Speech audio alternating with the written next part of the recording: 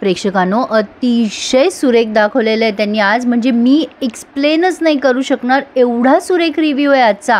मुक्ताने ते लेटर वाचले आणि तिच्या आईजवळ ती व्यक्त होताना तिला शब्दसुद्धा सापडत नाही आहे। प्रेक्षकांनो बोलावं तरी काय? ती म्हणत असते, ए आई, अगं आई बघ ना बाबा, हे काय लिहिलंय रे त्यांनी की मी आई होण्यास पात्र नाहीये, असं कसं लिहू शकतात रे ते? आणि हे सगळं बोलताना तिची जी तगमग होती ना प्रेक्षकांनो, अमेझिंग ॲक्टर आहे Tejashri Pradhan, hats off to her.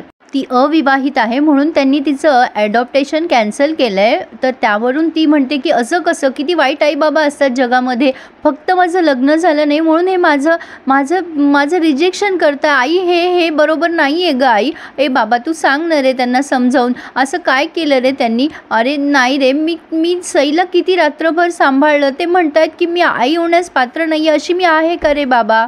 ए आई सांग ना ग तू त्यांना, मी अशी नाही आहे म्हणून। अगं आई म्हणजे काय? स्वतः पलीकडे जाऊन दुसऱ्याचा विचार करणं ना रे बाबा, सांग मी नाहीये करे तशी। कितीतरी आई बाबा ना असे मुलांना सांभाळत पण नाही, त्यांच्याकडे लक्ष पण देत नाही। लग्न होणं खरंच इतकं गरजेचं असतं का ग आई? अगं किती साखरपुडे आतापर्यंत माझे मोडले, मुलांनी रिजेक्ट केलं, पण नाही, मी हे रिजेक्शन नाही पचवू शकत आहे असं म्हणून ती खूप रडत असते। आता मुक्ताच्या आईला पण सहन होत नाहीये तिचे अश्रू, त्या स्वामींना प्रार्थना करतात, स्वामी माझ्या मुक्ताचे भोग संपवा आता, मला नाही तिच्या डोळ्यात पाणी बघवलं जाते। आता पुरू म्हणतात, हो ग माधवी नको काळजी करूस तू, मी तिला समजवतो, शांत झाली ना की मी समजवेल तिला, का आपल्या मुक्ताच्याच नशिबात हे सगळं आहे ग। खरं तर पुरूंना पण फार वाईट वाटते, काय करावं प्रेक्षकांनो त्या आईवडिलांनी। खरंच ही मालिकानं एवढी म्हणजे काय म्हणता येईल रिअलिस्टिक दाखवली आहे, म्हणजे काही गोष्टी आहेत जरा अति, पण खरंच प्रेक्षकांनो अभिनय एवढा उत्कृष्ट आहे ना की लाजवाब,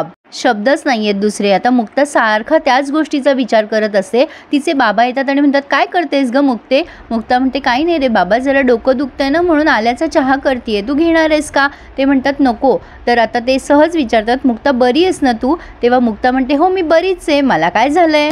हे सगळं बोलत असताना तिचा राग अख्खाच्या अख्खा त्या आल्यावर निघतोय। पुरू म्हणतात, अगं बाळा हळूहळू त्या आल्याचा जीव घेतेस की काय आता? बघ बरं ग माझ्या या झाडाला, अगं त्याला खत पाणी दिलं, उन्हातही ठेवलं, सगळं काही दिलं बघ, पण ते सुकून गेलंय ग मुक्ते, बघ तरी काय झालंय त्याला। मुक्ता बघते आणि म्हणते, अरे बाबा हे काय, थोडीशी हिरवळ आहे की शिल्लक? अरे फुटेल त्याला पालवी, असं लगेच टाकून नको दिवस रे। आणि मुक्ताच्या ह्या उत्तरामध्ये तिच्या आयुष्याचं उत्तर दडलंय हे तिच्या बाबांनी तिला दाखवून दिलं। ते म्हणतात, हो ना मुक्ता, फुटेल न ग पालवी, आता जरी सुकलं असेल, पूर्ण सुकलं असेल, तरी तुला माहिती आहे ना पालवी फुटेल मुक्ता, खरंच फुटेल। आता असं म्हणून त्यांनी फक्त तिच्या डोक्यावर हात ठेवलाय आणि तिला जे कळायचं आहे ना ते कळून गेलंय। आणि सागर सुद्धा खूप डिस्टर्ब माणूस आहे प्रेक्षकांनो, आणि तो त्याच्या आयुष्यात खूप पोळलेला आहे। आता त्याला आणखीन एक प्रसंग आठवलाय, जेव्हा त्याची बायको त्याला सोडून गेलेली असते तेव्हा तो सईला घेऊन त्या हर्षवर्धन कडे गेलेला असतो आणि त्याला ब्लेम करत असतो, तुझ्यामुळे माझा संसार मोडला, माझी बायको मला सोडून गेली। हर्षवर्धन म्हणतो, माझ्यामुळे नाही, तुझ्या मूर्खपणामुळे। अरे तू इतका मूर्ख आहेस ना, तुझ्या डोळ्यासमोर आम्ही अफेअर करत होतो पण तुला कळत सुद्धा नव्हतं, अरे तूच कारणीभूत आहेस तुझा संसार मोडायला, मी नाही। आणि एक लक्षात ठेव, यापुढे लग्न करशील ना तर एखाद्या मिडल क्लास मुलीशी लग्न कर, कारण सुंदर मुलीशी लग्न करणं तू डिझर्व करत नाहीस, सुंदर मुली फक्त माझ्यासारख्या श्रीमंताच्याच नशिबात असतात। आणि काय रे, तुझ्या बायकोची स्वप्न ना फार मोठी होती, तुझ्या खिशाला परवडणारी नव्हती ती, म्हणून ती माझ्याकडे आली। सागरला या गोष्टीचा खूप राग येत असतो। प्रेक्षकांनो खरं तर या मालिकेवरून शिकण्यासारखं आहे की एवढं पण भोळं राहू नये की समोर जे काही चाललंय ते आपल्याला दिसणारच नाही। सागर त्याला म्हणतो, तुझा हा अहंकार मी तोडेल, तुला निस्तनाबूत करेल, बघशीलच तू। आता हा जाता जाता त्याला धमकवतो, नाही नाही नाही नाही, ते तर तू करूच शकणार नाही, पण तुझ्या पोरीला ना एवढं प्रेम दे की ती तुलाच बाप समजेल, नाहीतर उद्या मोठी झाली ना तर ती मला बाप समजो ना, मलाच डॅड म्हणून हाक मारायची ती। आता हा सागरसारखा सईचा फोटो बघत असतो आणि खूप डिस्टर्ब झालेला असतो। साहजिक आहे प्रेक्षकांनो, पुरुषांना ना त्यांच्या मनातल्या गोष्टी बोलता येत नाही, म्हणून त्यांच्या मनामध्ये प्रेमच नाही असं नसतं।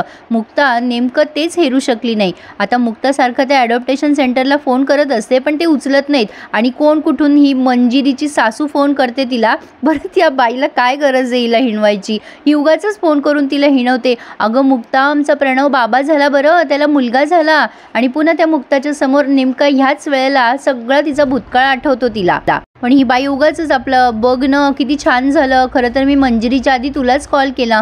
खूप आनंदाची बातमी मला तुलाच द्यावीशी वाटली. बारशाला या बरं सगळे. पण मुक्ता स्वतःच्या मनावर दगड ठेवून कॉंग्रॅच्युलेशन प्रणव असं सांगते आणि फोन ठेवून देते. तर आता तिची सासू खुश होते खूप, पण उगाचच ना प्रेक्षकांनो, बाईच बाईची दुश्मन आहे असं दाखवतातच का माहीत नाही. असो, पण आता मुक्ता विचार करते जे आम्हाला दोघांना ठरवून करायचं होतं ते एकाला तरी मिळालं.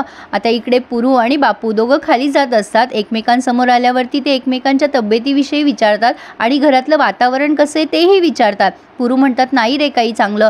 मुक्ताच्याबद्दल ते सांगतात की तिचं ते ॲडॉप्टेशनचं रिजेक्ट झालं वगैरे. आता हे बापू म्हणतात खरं आहे रे, आमच्या घरी पण असंच वातावरण आहे. इंद्रा तर झोपतच नाही आहे. नातीला जवळ घेऊन झोपायची सवय आहे ना तिला. सई गेल्यापासून आमचं घर रिकामं झालं आहे रे. पुरू म्हणतात काय करणार बापू, या सगळ्या गोष्टीला ना फक्त काळच उत्तर देईल. दोघं बिचारे एकमेकांची समजूत काढतात. होईल सगळं ठीक. पुरू पण म्हणतात हो रे होईल सगळं ठीक, पण मनातनं ज्या वेदना आहेत त्या आहेतच प्रेक्षकांनो. आता मुक्ताला त्या ॲडॉप्टेशन सेंटरमधून कॉलबॅक आला आहे. मुक्ता एवढं स्वतःला एक्सप्लेन करत असते त्यांना, तुम्ही असं का केलं माझ्याबरोबर, मी शिकलेली सवरलेली डॉक्टर आहे, मी एखाद्या मुलीला सांभाळू शकत नाही असं तुम्हाला का वाटलं. हे बघा ते पोलीस कंप्लेंट वगैरे ना तो तुमचा गैरसमज आहे. ज्यांनी केली होती ना त्यांनी ती मागे घेतली आहे ऑलरेडी. प्लीज तुम्ही असं नका न करू. अहो मला मूल हवं आहे, माझं लग्न झालं नाही म्हणून काय झालं. अहो माझे आई बाबा आहेत ते सुद्धा तयार आहेत, मी मूल दत्तक घेण्यासाठी त्यांची सुद्धा इच्छा आहे. ऐका ना, अहो असं नका न करू माझ्याबरोबर. पण तिकडनं ते लोक काही ऐकायला तयारच नाही आहे. मुक्ता म्हणत असते तुम्ही माझ्यासाठी पुन्हा एकदा व्हेरिफिकेशन करा प्लीज. हे बघा असं नका हो वागू, मला आई व्हायचं आहे. आणि तिची ही तगमग आणि चिंता हे सगळं सागर मागून बघत असतो. पण मुक्ताचा फोन ते कट करतात. मुक्ताला कळत नाही आहे की आता तिने काय करावं. तिने स्वतःला खूप एक्सप्लेन करायचा प्रयत्न केला पण तिकडच्या लोकांनी नाही ऐकलं. आता ती खूप खूप दुःखी झालेली असते आणि मनाशीच बडबडत असते दिस इज नॉट फेअर. आणि सागर तिच्या समोर येतो आणि म्हणतो yes this is not fair. आता कळलं ना तुम्हाला, स्वतःचं मूल जेव्हा स्वतःजवळ नसतं ना तर कसं वाटतं. खरं तर त्या लोकांनी जे केलं आहे ना ते योग्यच केलं आहे. तुम्ही आई होण्यासाठी डिझर्व नाही आहात. सागरने पण मुक्ताला दुखवलं आहे प्रेक्षकांनो. कसं असतं ना, माणूस स्वतः चिंतेमध्ये असला की भान राहत नाही आपण काय बोलतोय काय करतोय या सगळ्या गोष्टींचं. मुक्ताला आणखीन वाईट वाटायला लागतं सागरने असं बोलल्यानंतर. खरं तर सागरलाही माहिती नाही आहे मुक्ता कशी आणि मुक्ताला माहीत नाही सागर कसा आहे, तरी एकमेकांबद्दल कथन करताय. असो, तर तो भाग वेगळा. इथे त्यांनी हा रिव्ह्यू पूर्ण केला आहे. पुढे आपण बघतोय मुक्ताला त्या सावनीने बोलवलं आहे. कदाचित सईची तब्येत जास्ती असावी. तिचे बाबा सांगतायत त्या सावनीने तुला बोलवलं आहे तिच्या घरी. आता इकडे इंद्रताई पण ठरवतात की सईला आणायला त्या सावनीच्या घरी जायचं. मी आणेल सईला. आणि ह्या हातापाया जोडत त्या सावनीकडे गेल्यात की बाई माझ्या नातीला एकदा तरी भेटू दे. पण ही स्वार्थी सावनी, तिच्या डोळ्यासमोर फक्त पैशाची पट्टी आहे. खूपच स्वार्थी दाखवली आहे ही बाई प्रेक्षकांनो. ती अक्षरशः त्या इंद्रताईंना तिथून धक्के मारून हकलत असते. आणि नेमका सागर तिथे जाऊन त्या सावनीला बरंच काही ऐकवतो आणि त्याला तिथे मुक्ता दिसते. आणि मग काय, मुक्ता दिसल्यावर सागरचा पारा आणखीन चढतो आणि तो म्हणतो मला वाटलंच तुम्ही इथे असाल. तुम्हाला नेहमी सांगतो मी आमच्या प्रकरणापासून लांब राहा, पण तुम्ही ऐकाल तर शपथ ना. आणि प्रेक्षकांनो इथेच त्यांनी हा प्रोमो पूर्ण केला आहे. बघूयात पुढे नेमका कुठल्या गोष्टीमुळे चमत्कार होईल आणि सागरला मुक्ताबद्दल कळेल आणि मुक्ताला सागरबद्दल. बघूयात आता काय काय होतंय ते. पण इंटरेस्टिंग असणार आहे पुढचे रिव्ह्यू. आवडतंय ना तुम्हाला, मग चॅनलला सबस्क्राईब करायला आणि रिव्ह्यू लाईक करायला प्लीज विसरू नका प्रेक्षकांनो. प्रेमाची गोष्ट मराठी सिरियल मी अनघा, माझी आवडती सिरियल ह्या यूट्यूब चॅनलवर. So please subscribe my channel and enjoy my all reviews. धन्यवाद.